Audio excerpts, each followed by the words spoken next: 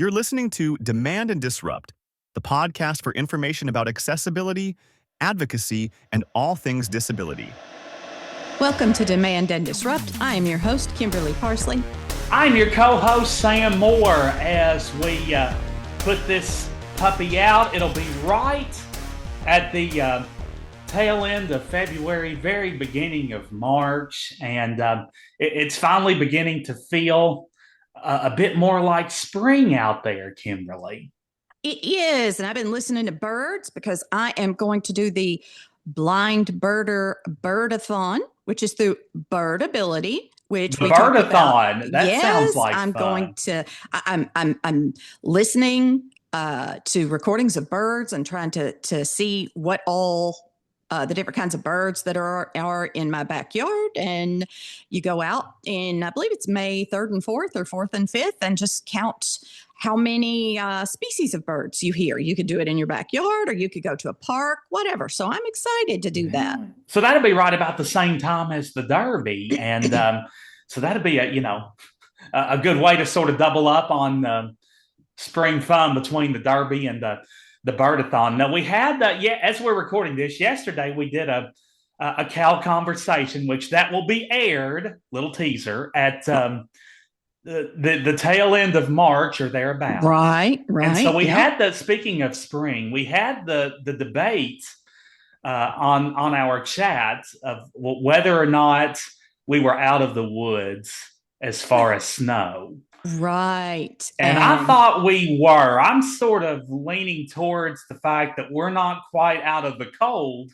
And I know I remember in 2015 when we had a big 8-inch snowfall in March, but we haven't really had any that late since. So I thought, we're not out of the woods as far as cold snaps, but I stuck my neck out and said we were out of the woods in terms of snow. Now, Carissa disagreed with me. Yeah, and Carissa's right. You're wrong. Sorry. I see how it is, adore you, Kimberly. but you're wrong. No, I am predicting a snow in April based on nothing but vibes. I am predicting a snow in April. You're predicting an April snow. I am. Well, we'll give you credit, even if it doesn't stick or hang around. Even if we just get like a few flurries, we'll give you credit, Kimberly, for a snow. Okay, but now I'm not taking responsibility for a snow in April. If it doesn't. No, I'm not taking responsibility for making it happen. I'm just saying I think it will. So if it snows a bunch in April, it's not my fault. I'm just calling it, You're just calling, yeah.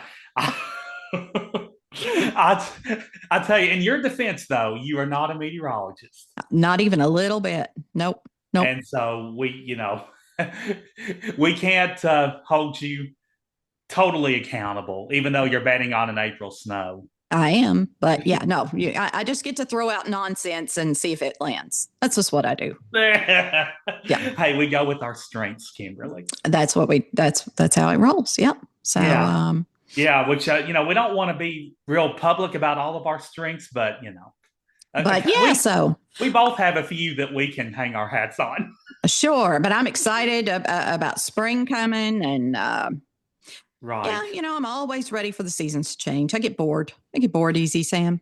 Well, that's the one good thing. Well, not just one. There's many good things about living in Kentucky, but one in particular is that we do experience all 4 seasons.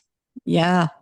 And, I didn't used to like as a blind person, I am perfectly fine with more hours of darkness. But yeah, that doesn't bother me either. Yeah, no, it doesn't bother me at all. But now I find that Biscuit does not like the dark. So I'm actually looking forward to daylight savings time so that we can take her for walks. You do want a happy dog, right? I do want to more. I want a sleepy dog. I want her to get some of that energy out is what I want. A sleepy dog, yeah. Mm-hmm. So that, she's more peaceful and quiet. That makes life easier on the whole entire family. Yes. I mean, I could throw the ball and stuff down the hallway, but it just takes longer to wear her out. And also, she doesn't have a real good braking system. So she's just going to come running full tilt in and just barrel right over you. So, yeah. That'd be a nice how do you do. But, anything to avoid that. Yeah. So, and speaking of Biscuit, weren't you telling me off there that you have another fabulous story for the ages in the Biscuit Chronicles? Listen, this week has been just a whole thing. Okay. So, yeah. And I haven't told anybody this because I wanted to tell you listeners first. I didn't even tell Michael. He came home the day that this happened and it was like, how did things go today? I was like, just don't ask. Just, you'll have to listen to the podcast. I don't want to talk about it. I'm just going through this whole thing one time. Okay. So Michael is going to find out about this at the exact same time that I do. Yep. And that our listeners do. Well, you're finding out about it yeah, first. I'm finding out now. A little before this puppy comes out, but otherwise, yeah. Yes, you're the dress rehearsal, and right. Then everybody else. Okay, so I was unloading the dishwasher, and something fell. Like I dropped something or knocked it off on the floor, which of course happens all the time. Yeah, but that's pretty typical. Yeah, a biscuit on the off chance that what fell in the floor is food. She comes barreling in hell for leather, right? So to grab whatever thing that was. Well, she did that, ran off. But I was pretty sure that the thing I heard was metal. Like it sounded metallic. So I was like, I don't know what that was I dropped, but I feel like she can't destroy it. Yeah, you weren't too worried about whatever it was. No, it was probably like a fork or a silverware of some sort. Yeah, I mean, and I checked, the knives. It wasn't a knife. Because we keep the knives somewhere else in the dishwasher. So I knew it wasn't a knife, nothing she could get hurt on. So I figured it was fine. And so, moving on ahead, life goes on. And then I hear a noise. And this is like a couple of minutes, 3-4 minutes later. And here you were trying to progress through your day. Go through my day, doing my errands, my chores. Yeah. And I hear something that sounds like a smoke detector, which is alarming. That's right? A little scary. Yeah. But not as loud, like not nearly as, like a smoke detector goes off. You've got to like duck and cover, right? Because of the noise. Sure. Yeah. But it wasn't that loud. So similar to a smoke detector, but not as loud. Right. So, but still I thought, okay, maybe it's a carbon monoxide detector. I legit don't know what those sound like, but I know we have them. Right. Sure. So right. I thought maybe it was that. So I go through the house sniffing. Yeah. Trying to uncover evidence of smoke. Right. I understand carbon monoxide is odorless, but y'all just bear with me here. Okay. Yeah. You still sniff just naturally. I think I would too. Yeah. Just that. So I go stick my head in all the rooms, all the bedrooms, the bathroom, everything, trying to figure out what that was, realizing now, not the smartest thing. Okay. I get that. I understand. It's the natural inclination. I understand that. Exactly. I know this. So I'm like, well, that's perplexing. So I continue to walk around. Biscuit comes running up to me like, what are we doing? What's this new game? And I'm like, I don't know. So I go back in the kitchen. I'm like, I think I'm going to make myself a cup of tea. Sure. Yeah. You got to have your tea on a daily basis. Right. Because when in doubt, make a cup of tea. It's just, yeah. That's it. When you're not sure of how to react to a certain situation and you just got to stay calm, grab the tea. Right. So I was making a cup of tea. Mm-hmm. Now, Sam, do you know what a say when is? I think you and I have talked about them off the air I'm not totally familiar with them, but I have heard of them. Okay. So a say when is like it's a little thing and you put it over the side of your cup. And when the liquid fills up to the point, it like sticks down. It's got these two little prongs. Yeah. Yes. So I can see where I'd have use for, one of those, but up until this point, I've just not had much of a problem with sticking my hand at the top of the glass. And, unless you're doing something hot, like making tea or you're having company, you don't want to stick your finger in, your company's cup. So they're good to have around. That's true. Yeah. Not 100% necessary. But this is true. So I'll tell you what they sound like, Sam, because I've got one right here. So let me tell you. We get an on-the-spot demonstration. On-the-spot demonstration. I love it. Let me see. Okay. Did you hear that? Yeah, I heard it barely. Okay. Well, in case you didn't hear it, let me tell you what it sounds like, Sam. It sounds like a little beeper. I thought Yeah. Zoom, we've talked about, Zoom does a good thing of, you know, blocking out background noise. Right, it does. So Which you might not be able to hear that. But maybe kind of worked against us in this case. But yeah, give us a description. Well, let me tell you what it sounds like, Sam. Okay. It sounds kind of like a smoke detector, but not quite as loud. Yeah, softer than a smoke detector. Aha. So is it all coming together now? Suddenly, I have my thoughts. I think I have found out what fell on the floor. Was it the say when? I believe it was the say when, because I can't find the say when. And so I'm like, biscuit. And so I go in the living room and I'm like, okay, where is it? Golly. Well, so I hear the same sound again. This time the sound is moving. Okay. The sound is running away from me.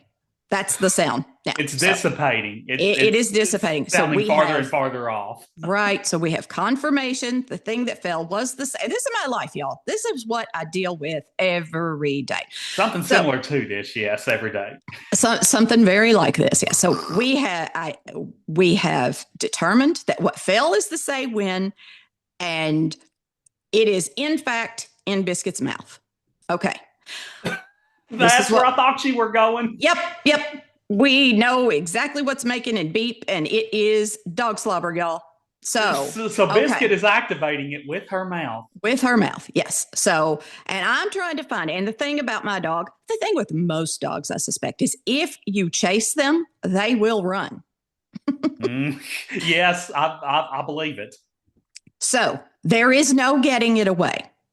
No getting this away. The harder you try to catch up with Biscuit, the faster she will run. The faster she's running. Yeah. The more she thinks we're having the best game ever. So I go to get a cane because sometimes, and I'm sure you've experienced this, the only way to find a thing. Well, number one, I had to walk away and pretend I wasn't interested. I had to kind of make her think that you were heading the other direction. Right. Yeah. She has to think I'm not interested. And so I did that for a little bit. And then you have to go get a cane. Well, something long. And so a cane serves the purpose, and like sweep it along the ground to try to find a thing. Right. Yeah. You're sweeping back. And sometimes that is the best way to find what you can. Yeah. Like along the ground, but think of the motion of like windshield wipers, right? You just got to sweep in these arcs with the cane flat down, horizontal on the ground to try to find a thing. Yeah. Sometimes that is your best bet. And so I did that, and I did that, and I did that, and I could not find it. So you swept, and I could not find it. And so I was like, you know what? I drink a lot of tea. And I drink a lot of coffee, and I did not want to destroy the say when. I did not want Biscuit to destroy it. And also, I don't think that she could get hurt on it. I really don't. But it does have a 9-volt battery attached to it. So... And she's not one to eat things. She normally just tears them up. But, I still worried. I'm like, this would be the thing that she would eat. So I didn't want her to actually ingest this. So. Yeah. Just to be on the safe side, you didn't want her swallowing. Right. Mm-hmm. I mean, she's a turd, okay? And she's pissed me all the way off at this point. But I don't want her hurt. I don't want anything to happen to her. No, you love her too much. You don't want to see her suffer. I do, right. So I go put on my Meta Ray-Ban glasses, and which I fortunately have a pair of, and I call Be My Eyes, which if you don't know, you probably do, Sam. Anybody who doesn't know, Be My Eyes is a service that you can call on your phone. And yes. Yeah, we've talked about that off air, and I think, I've had other people tell me about it too. It's free, and you can connect with a volunteer. Live representative.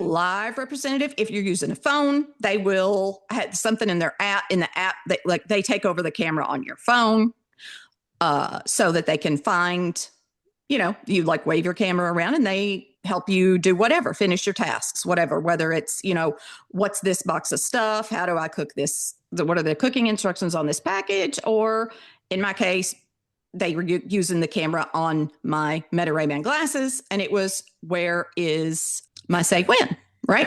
So you were asking your rep, where's my say when? Right. So the guy answers the phone, and I'm explaining, and he says, okay. And so I'm like, okay, can you find? And I said, this little thing. I said, it'll have a battery attached to it. It's got 2 little prongs. And he says, what color is it? And I said, I don't have any idea. I'm totally blind. That's not something I can answer. No idea.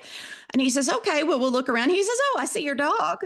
So he sees the dog. Yep. Biscuit's so that was looking a start. Right. It's looking innocent, like she hasn't got anything. And then so we do this whole thing where he's like, okay, walk around, turn to your left, look over there. He says, oh, okay. Oh, I think there's something red over there on the floor. I think there's something. He said, go a little bit to your left, a little forward. He said, oh, the dog just grabbed it in her mouth, and he goes, bzzz. So, yep, dog's got it. Okay. So now you know that the dog has it again. Yes. So dog had it again. And so what had to be done was I had to get a treat to lure Biscuit into her crate. Yeah. Whatever it takes. Yep. Had to put her in the crate and then go back out all over walking around the living room, looking at the floor with my head tilted down, looking at the floor. But eventually we did find the say when. Yay! With the help of your courteous representative from Be My Eyes. Yes, I wish we had the applause. Yay! Applause. Yeah, we need some canned applause, don't we? Yes. So yeah, that is. But after happened. all that, you and this friendly assistant that you got on the phone finally were able to locate the say when. Yes, it was in good shape. I then sanitized it with rubbing alcohol. Yeah, after it'd been in her mouth. After it'd been in her mouth, and everything was fine. And I did have a cup of tea, and then that was it for that day. And the treats lured her back in her crate, and she finally, disposed of the say when. Well, yeah. We had to get her in the crate so that the say when could be left, because without her getting it back in her right mouth. because she really liked this game. Liked this game. So yeah, I'm just waiting to see what she puts in her mouth next. Don't jinx it. Trust me, it is. I mean, you're probably going to have another story for us in 2 weeks, I bet you. It is just always something. Always something. Always, yeah. Yes, yep. Indeed. But yes, you were in that case, Kimberly. You were sort of like an advocate for yourself. You called Be My Eyes, and you said that you needed assistance finding a say when. I did. I was advocating for myself. Which, right. Look at you go with the segue again, Sam. I tell you.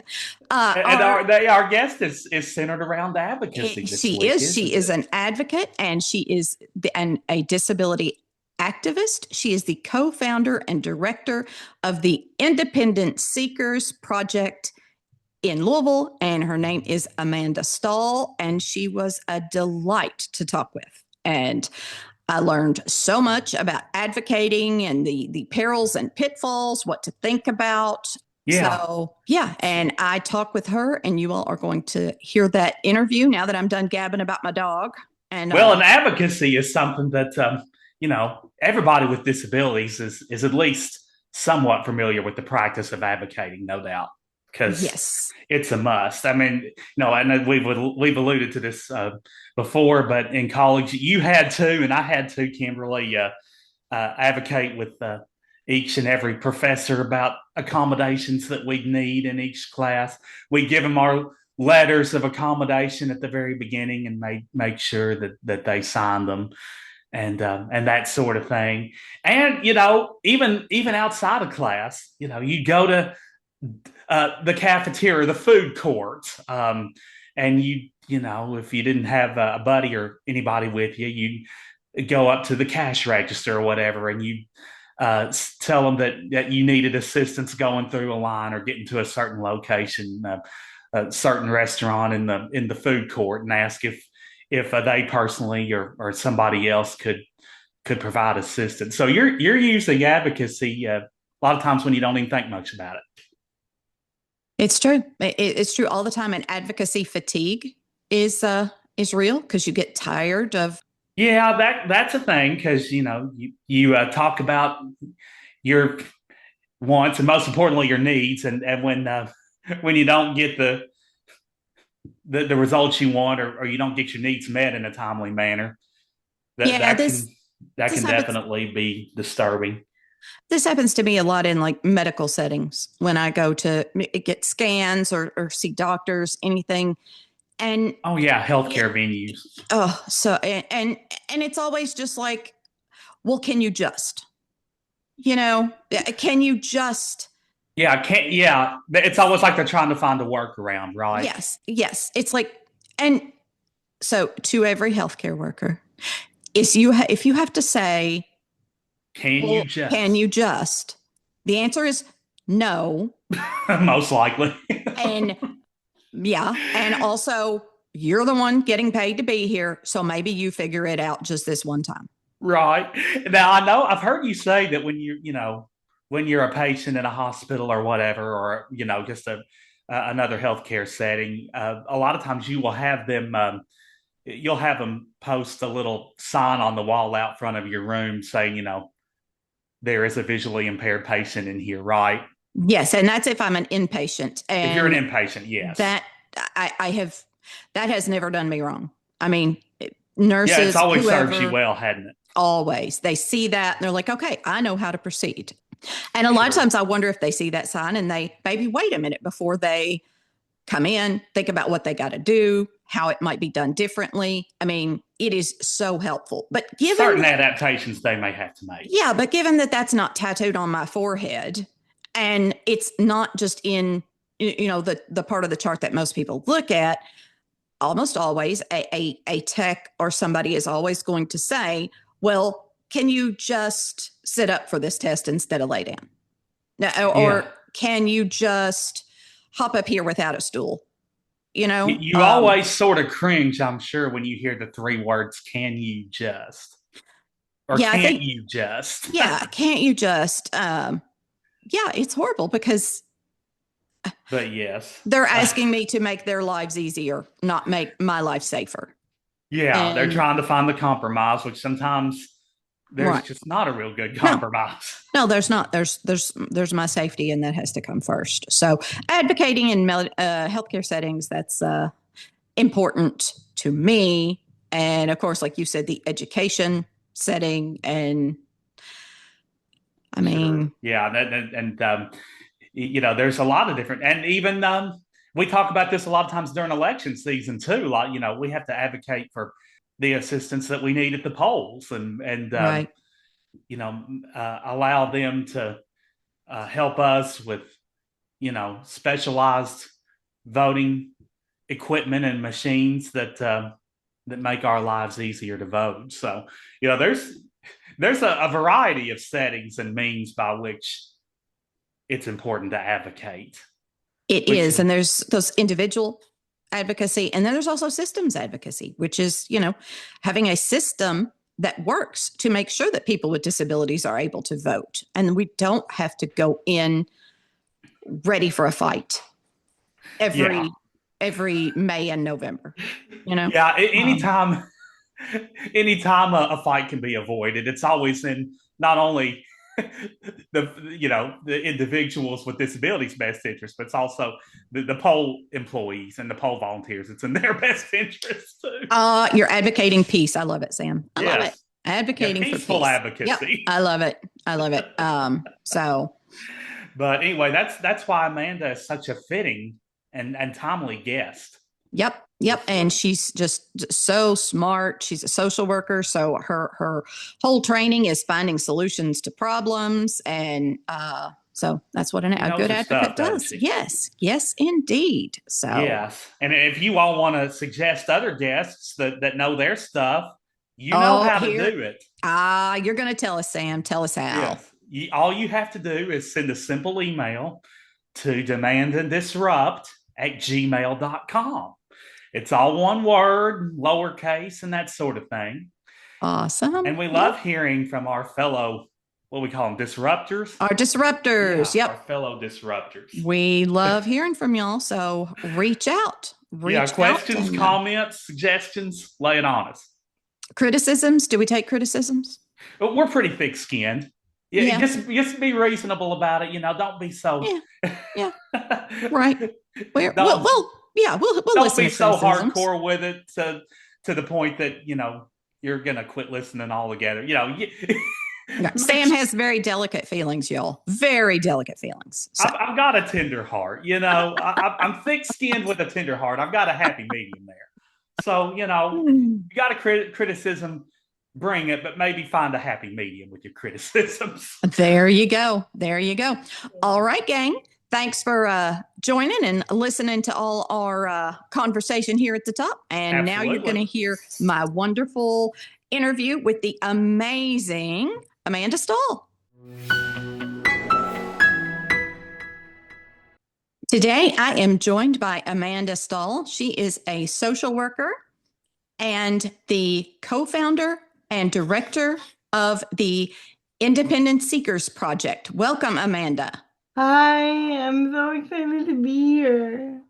I am so excited to have you. Ever since I started the podcast, your name has come up as someone that from countless people about someone I needed to have on the show. So I hope it was all good stuff. So good. It was so good. Amanda, tell me about yourself. My name is Amanda. I'm from Kentucky, and I'm from Maysville, Kentucky, which is like a little like it's on the Ohio River. The closest city is really like Cincinnati. So when I was a kid and we really wanted to go shopping and have a good time, we would actually have to travel to Cincinnati to get to the closest mall. So, um, so, and I grew up with four siblings. I'm the second oldest of four. And then after that, and I've been disabled all my life. I have a developmental disability. I'm a wheelchair user. I and throughout my life I was the only person with a disability in my classes, which I think is what makes me a good advocate, because it was only me that could advocate for myself, but my mom was probably the one that, you know, she would tell me stories now about her having to get a lawyer to be in the, in our, and all the meetings that we had, like in all the IEP meetings, we would have to have a lawyer be in those meetings with her and my dad, so making sure all my rights were protected. I remember once when I was younger in like the early 90s, this is right after the ADA was passed, they would not accommodate me during my test taking, so I ended up failing the test because of lack of accommodation. That's why it's important for people to really advocate for what your rights are, because we are smarter than what people think we are. So Absolutely. And you said you have how many nieces and nephews now? I have 13 nieces and nephews. Oh my goodness. Little brats everywhere. So little kiddos everywhere. They range between the ages of like 8 months old to 15. So so it's good when some are in diapers and some are driving. So wow, that's cool. So, and so do you like being a part of a big family? I do, because I feel like the community that we are in, that is what's gonna save us. No, like no like Medicare, no like waiver program or anything like that. Us as a community, it doesn't necessarily have to be your like blood family or anything like. That's why friendships are so important in our work, is because that's who saved us, not not the state. So, Mhm.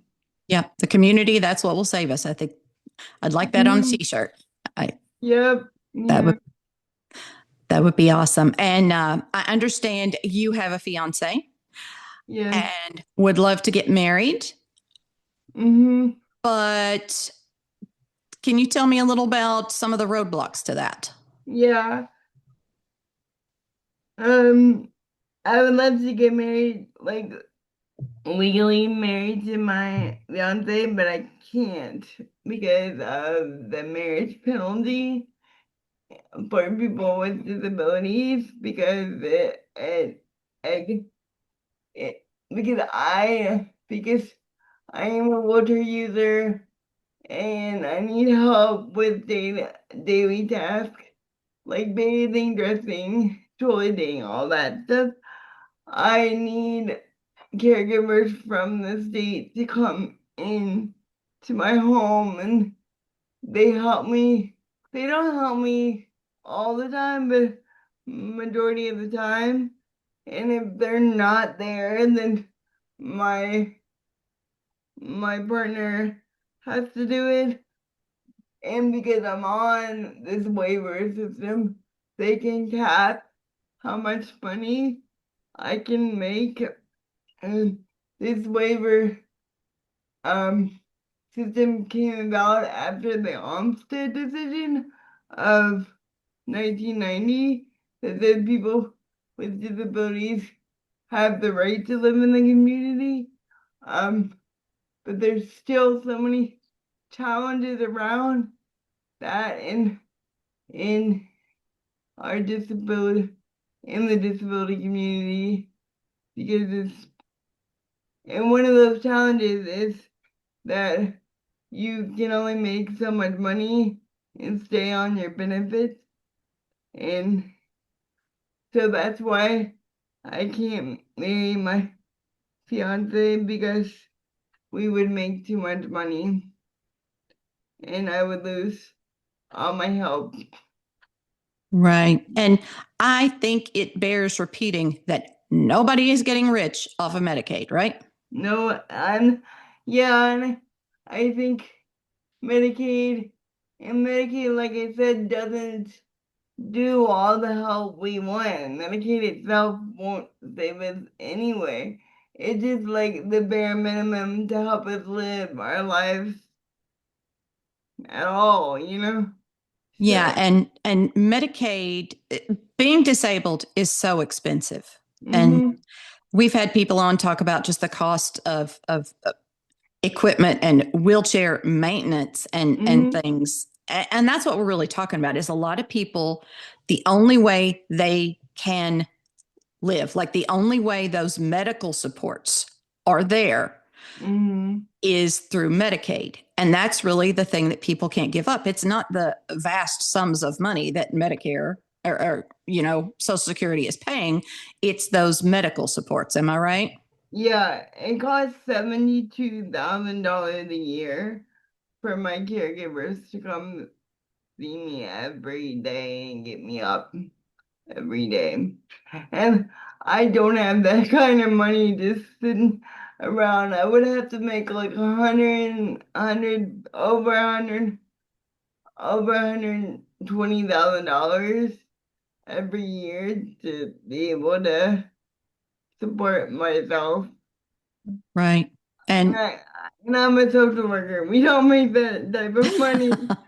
no, So no, they don't. And community, like you said, is something that you're not only like a part of, but you're building community for yeah, people yeah, through the Independent Seekers Project, right? yes. Because we've built, we have 60 people that we work with every week through like our support group network, which is I and one other organizer goes, we go into like different day programs that people with disabilities go to during the week to spend their days. And these day programs are Medicaid funded day programs. So we make a conscious decision at ISP not to become a Medicaid provider. So we don't get our funding from Medicaid, so we can advocate for more, for better and more effective services for Medicaid when we're not providing those services. And so, Okay. but we, so we're building a community of people that care about each other. And then on top of that community, we're building a political movement called We Are the Voice to help change Medicaid, those kind of Medicaid regulations that affect everybody on Medicaid, like how much physical therapy you can get, how many hours of caregiving can you get a week, and all of those are state regulations that are made up by the Department of Medicaid Services, and so part of our work is advocating for better regulations around it. And so it helps us get more freedom, and it helps Mhm. more people to get on the program because there's so many people right now that are on the waiting list for these programs. So So tell me the Independent Seekers Project, what it is, who it serves. we we it's created for and by people with disabilities. It's going back to the disability, what was first started under the disability rights movement, but we take a more intersection intersectionality framework, and we say we're just going beyond accessibility and trying to transform the world into something different and not transform ourselves. Because we're fine the way we are. We want to challenge the world to change change itself, right? Because that's what's ableist is the world.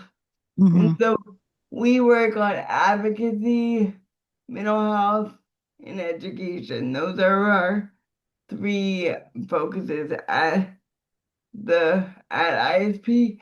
And like I said, our biggest project is working with our support group network. And right now we work with day programs. We have 5 support groups a week with folks trying to help them understand the world and understand themselves. And how many people total does that encompass? Around 60, which is Wow. pretty a good chunk. We're trying we're trying to get into schools so we can work with young people between the ages of 14 to 21 to help them so they don't get stuck in the Medicaid bubble when they get out of school, so they have more opportunities for Mhm. themselves. Because that's our mission as the Seekers is to inspire the next generation of disabled activists, which Mhm. is, you know, And so those meetings, you said they take place at 3 different locations, is that right? 3 different day programs around the city of Louisville, but we're hoping to connect um with the organizers and activists around the state that can start their own groups around the state, and so we can build some political power around this Mhm. around the state. Who might be interested in those? Well, those meetings are for people that go to those day programs every day. I don't know if Mhm. you like these are for people with intellectual and developmental disabilities, which is like a big part of a gap is where I believe that was like a gap where we need to organize the most impacted people with disabilities, which are the people with developmental and intellectual disabilities. And though, and a lot of those folks don't have their guardianship or have to have another person speak on their behalf. And so, like, so that's why we target that population. And that's where ISP started, was at a local day program. And these day programs are there to help train people for job readiness, but a lot of people just stay in the day program because there isn't much option for them after they get out of high school, and so that's why we want to work with people that are younger too, so they know that the world is much bigger than they think it is. Yeah, and you are one of those people who decided the world was big and you wanted to know all about it. So you went on to, you've got your degree in social work, right? Mm-hmm. I have my bachelor's degree in social work, and I also have my master's degree in social work, and I'm a trained at LCSW, and so that means I can do clinical counseling in group therapy, and but our advocacy groups are not therapy. They're advocacy where people can talk about their experiences. But I do use some of my techniques of some clinical strategies in those groups, but they're not like clinical groups. Mm-hmm. And they'll and I'm also trained in trauma-based counseling. So a lot of people with disabilities are a lot of it are all of us with disabilities have experienced ableism, which is which is being treated differently because of being disabled over and over again, which can be traumatizing after a time. So that's um we do we are trauma informed when we do our work with our participants, because a lot of our participants live in group homes and have experienced highly negative situations. So, Mm-hmm. And one of the things you said before was that all the work you do is through the intersectional lens. So can you tell me a little about that? I mean, like, what we're really talking about when we talk about like the state or like the government controlling who, like, if we can get married, or the government controlling how much money we have or what kind of job we have. We're talking about they're controlling our bodies and where we are. And so like it's all about body autonomy, and that could be that's the intersection, that's a way to see how like connected like women's rights are connected to disability rights, and like racial rights are connected to disability rights. We're not, we're not, we're all kind of connected together. Like the state through like the Medicaid is controlling where we live, and they do that with women, telling them about what they can do with their bodies.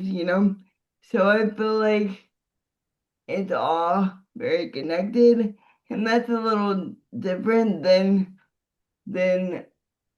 in the past generations of disability work. It wasn't um they they it was mainly run by men and older men and not run by women as much as it should have been. Or and now I hope that in from my generation there is a more intersectional way realizing that like injustice anywhere hurts everybody, you know? It does. Absolutely, it does. I'm sorry. One person's injustice is injustice for all of us. Yeah. If not now, then eventually. Eventually. And we can really see that in our world today. So Mm-hmm. Absolutely. So, tell me about what is the difference between advocacy and activism? it dep- there isn't really a difference. Um I don't think there's a difference. I think activism has a little bit more of a radical spin on the word of like we might get arrested today, and advocacy is it more like more uh, more of like a more like more of just more acceptable word in um and um some rooms than others. So I don't see a big difference between the two, but sometimes the activism makes people more uncomfortable, you know. So, have you ever been arrested? I have not, but I've been in front of someone that was arrested in in one of our protests. But he was afraid that I was gonna get arrested, but I did not get arrested on that day. And so I've never been arrested. I I've really thought about it during the times that we're living in, you know, doing civil disobedience is uh, a really could be a really important statement for people to see that. Um, but it's really, really dangerous at Yeah. this time in history. So if you're gonna do it, you need to know what your rights are and what and have the people around you to like support you through that process of being arrested.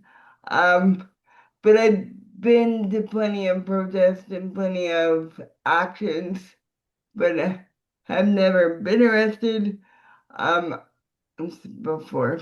But But you've been prepared to be, right? I if I get arrested, I would want to get arrested with my caregiver, and that is the Right. conversation that I've had with Yeah. one or two of my caregivers before. I've never thought about that, Amanda. I've never thought about that. If you Because get like arrested, yeah. who's gonna take me to the bathroom? I would not trust the you know Right. to do that. Right. So Right. these times it makes me think of like adapting what they've done, you know, Yes. before. And Uh-huh. we need to turn and be that political. And I think ISP, we're getting to that point where we can start to be that political if we Mhm. need to be. So, you know, Does ISP engage, ISP being Independent Seekers Project, does ISP engage in direct action? we did, we haven't yet, but we have talked about it. Um, now we just had a meeting about that.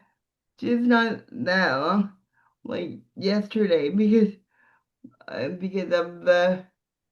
of the rate hikes and movement around the TARC they're going up again. Our public transportation rate are going up again, and it's ridiculous for folks. So, Really? Huh. And is that a situation that impacts a lot of the members who use ISP? yes, I mean they're proposing our the rate hike to be up to it's like $4.50 per trip to go on the TARC 3, which is our paratransit, which would go from it goes from door to door service. So that's just one way. So it would cost people $9 just to go out to the grocery store. Mm-hmm. And if a That person seems worked every day, yes. that's You start that's a lot of money, and a person that's on disability that only makes $1,000 a month. That's a huge amount of money. And so we're trying to figure out ways to be disruptive to try to change that. So yeah. And this is what we're talking about when we talk about the cost of disability, right? yeah. The disability tax is very high. It is very high. And it's not like you can, if you require a wheelchair, it's not like you can just carpool with a buddy and go to the same job. No, Those are not options. nope. And they're raising the target rates for all the TARC, but they're rating TARC 3 rates even higher because I think we know that people rely on TARC 3 more than the other TARC, more than the regular TARC bus. Mm-hmm. What's the difference between TARC 3 and the regular TARC? The regular TARC is you have to go to the bus stop and it's not door to door. You have to go to you have to go, they drop you off at the different bus stops and things Mm-hmm. like that. I ask because everyone in Louisville is familiar with TARC and TARC 3 and all these things. And I started doing this and people kept mentioning that. And I was like, I am embarrassed. I have no idea what they're talking about because here in Bowling Green, we got like almost nothing. So you guys don't have anything? I think just in town, in a very narrow, very small area, there is kind of a paratransit bus. I have never talked to anyone who thought it was really a glowing and amazing experience. No. It's something I probably need to educate myself on more, but I live in the county, so it's not coming out here where I live. Yeah. So. And that was one of the big things that like ADAPT wanted to, that was the biggest push for ADAPT when that started in the 60s and 70s and 80s, right? It's like public transportation for everyone. And Yeah. we're still not there yet. Hard to believe, isn't it? Yeah. And I've been saying, like, I don't blame the generation or like above me for like not, pushing the movement more because they got like the ADA pass was huge and all the, and it's like, but now we're having to fight all these fights again. Mm-hmm. And to protect our rights as disabled folks. Because if we don't fight, they slowly take them back. Right, little by little, Yeah. everything We we get hope we gets don't taken notice away. it either. Like Right. Yes, yeah. yes, they hope we don't notice, but that's why we have to pay attention. That's why we do this podcast. So that's why we talk to you. That it's the community that you talked about at the top. And community is what will save us. And ADAPT KY. I mean, Kentucky's just brought together a new ADAPT chapter here in Kentucky. Yeah, I helped with that getting started, and awesome. Yeah, like one protest but I wanted, I also want to tell folks like there's other ways to not everybody can protest and do direct action and feel safe. You can contact your legislator, you can call people, you can have conversations just like this one. You don't have to, like, you can organize your running group, you can go take a nap. Resting is a a sign of like resistance because our world wants us to always be doing something, right? Right. So I feel like, and not everyone can do the sexy thing with like going out and protesting or like or the flashy thing or the thing that'll get Instagram clicks or whatever, but just being aware and sharing your story with one or two people build it up to something really big. So That I'll get off is my soapbox now.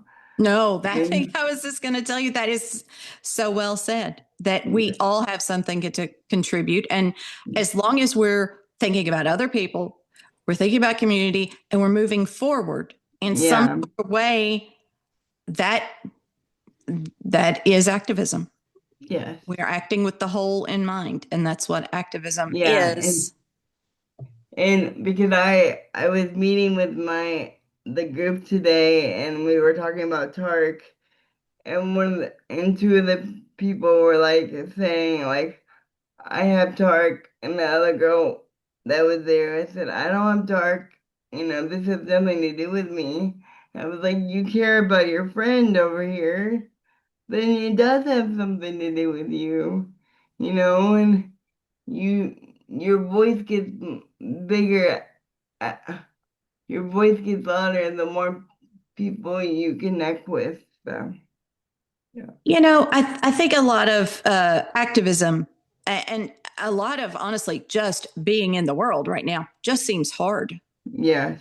So it's easy to go inside and stay in your bubble. And hey, I get that. And some days that is what you have to do, and you have to Yes. take care of yourself. But I also think to anyone who hasn't done any kind of not just protesting, but any kind of activism at all, once you show up with one other person, just two people get together to write a letter, whatever, suddenly it has gone from something hard to something manageable. Yeah. To something. Yeah, I And totally agree with that. so it sounds like work, and it is work, but it is also fun, It and is it is also meaningful. meaningful, and then it connects you to something bigger than yourself.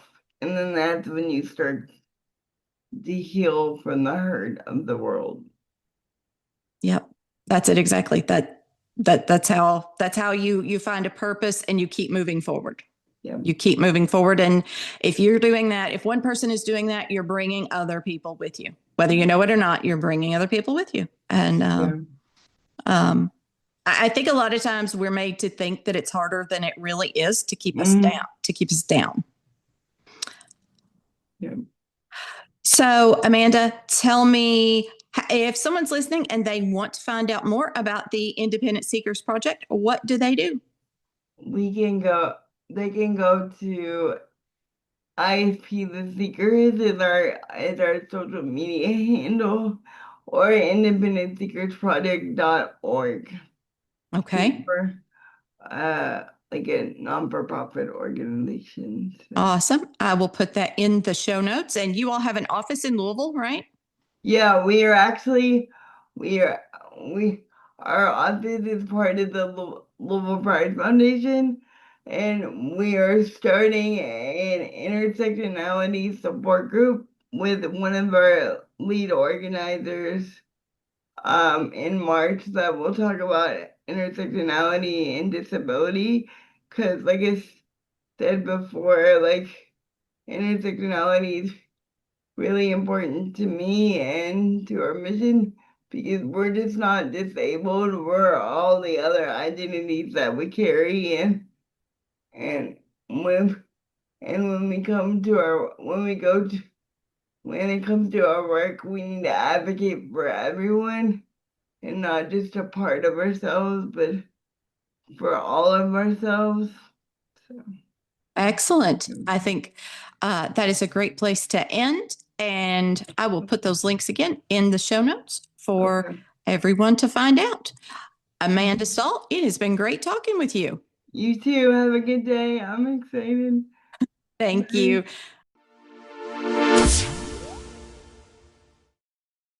Demand and Disrupt is a production of the Advocado Press with generous support from the Center for Accessible Living based in Louisville, Kentucky. Our executive producers are me, Kimberly Parsley, and Dave Mathis. Our sound engineer is Michael Parsley. Thanks to Chris Ankin for the use of his song, Change. Don't forget to follow or subscribe so you never miss an episode. And please consider leaving a review. You can find links to our email and social media in the show notes. Please reach out and let's keep the conversation going. Thanks, everyone.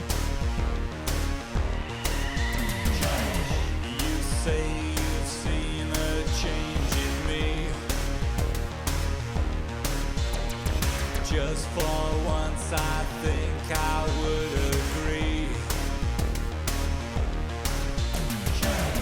We both know there's a difference. We've had our curtain call, and this time the writing's on the wall.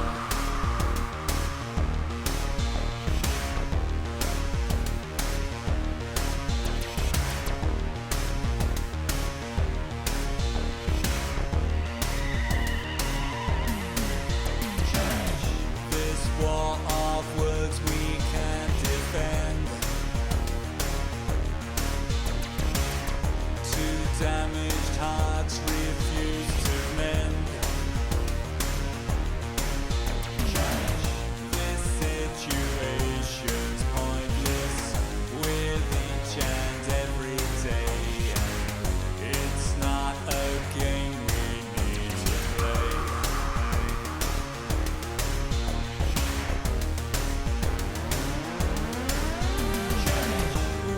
Try to make things better, repair and rearrange things, but each and every letter spells out the need for us to open up our minds and hearts to change.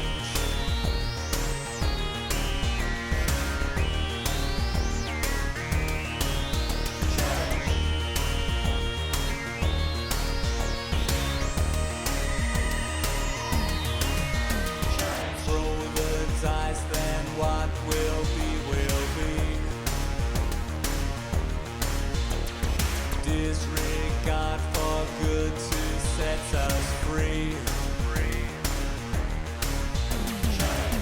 There's just no way of knowing if love lives anymore. Turn out the light, then close the door.